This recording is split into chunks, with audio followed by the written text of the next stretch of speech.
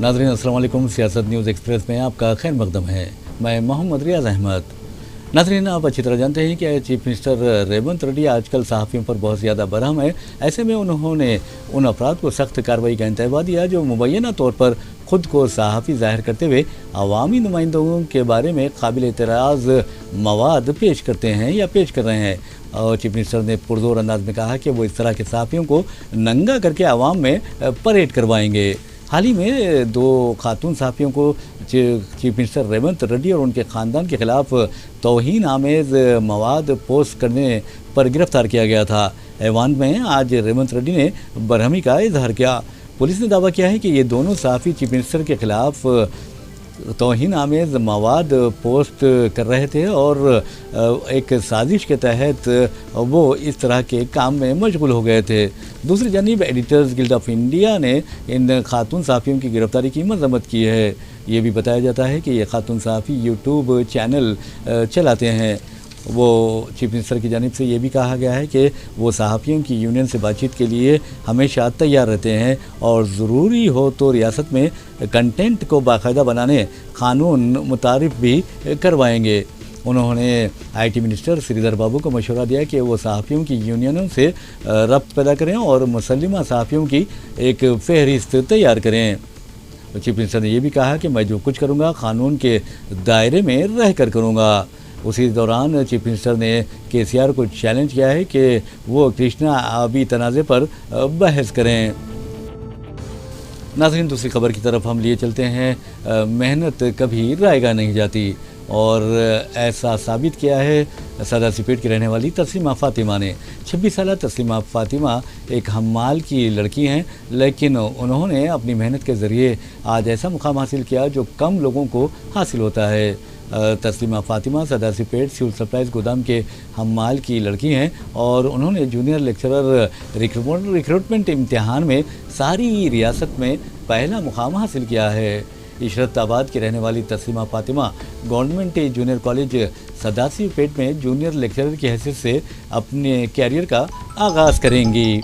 ये भी बताया जाता है कि वो अपने वालिद के नामसाद माशी हालात के बावजूद भी गैर मामूली तौर पर तालीमी मुजाहरा किया है। उनके वालिद SK बाबू मियाँ 30 साल से हम्माल का काम कर रहे हैं। इसके अलावा आपको बता दें कि तस्लीमा ने उर्दू मीडियम से एक 10वीं जमात का इम्तिहान पास किया और फिर इंडो ब्रिटिश जूनियर कॉलेज सदासीपेट से इंटरमीडिएट किया। वुमेन कॉलेज कोठी से भी उन्होंने ग्रेजुएशन की तकमील की और TSPG सेट में 6वां मुकाम हासिल किया। उस्मानिया सिटी कॉलेज ऑफ साइंस से उन्होंने PG किया और अब PhD का इरादा रखती हैं। वो चाहती हैं कि मुस्तकबिल में प्रोफेसर बनकर अपनी कौम मिल्लत की खिदमत करें।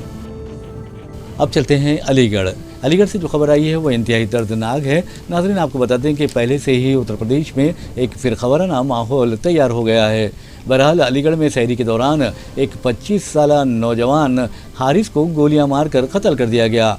8 या 9 राउंड फायरिंग की गई। बताया जाता है कि हमलावर मोटरसाइकिल पर आए थे और उन्होंने अपने घर के बाहर खड़े हारिस पर गोली चलाई। जैसे ही हारिस गिरे, हमलावरों ने उन पर लगातार गोलियां चलानी शुरू कर दी। तो बहरहाल ये कहा जाता है कि हारिस वहीं पर ढेर हो गए। ये भी इतलात हैं कि हारिस क्रिकेट खेलने के बाद अपने घर वापस हो रहे थे कि अपने एक दोस्त के साथ ठहरे थे कि यह हादसा पेश आया है। बहरहाल इस वाक़े को लेकर अलीगढ़ में आवाम में काफ़ी तशवीश पाई जाती है और ये दरियाफ्त किया जा रहा है कि आखिर पुलिस क्या कर रही है।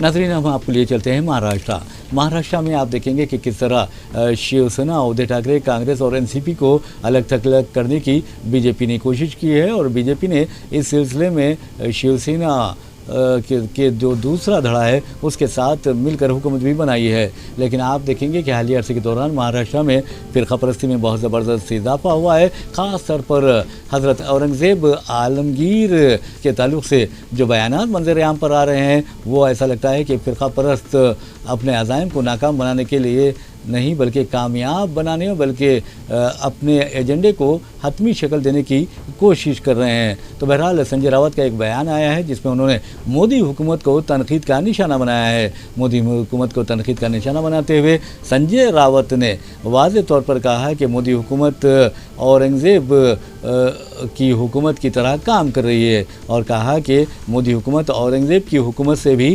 بدتر ہے۔ ناظرین، ہم آپ کو لیے چلتے ہیں سعودی عرب۔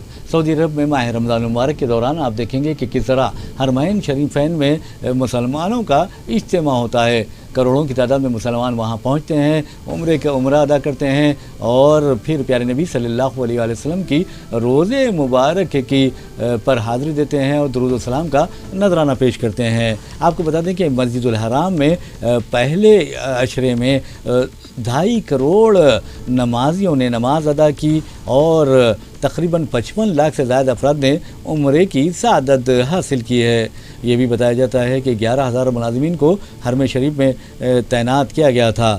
جہاں تک آب زمزم کا سوال ہے، آب زمزم کے 20,000 ڈسپنسرز بھی تقسیم کیے گئے۔ میرا ناظرین، اسی کے ساتھ سیاست نیوز ایکسپریس اپنے اختتام کو پہنچتی ہے۔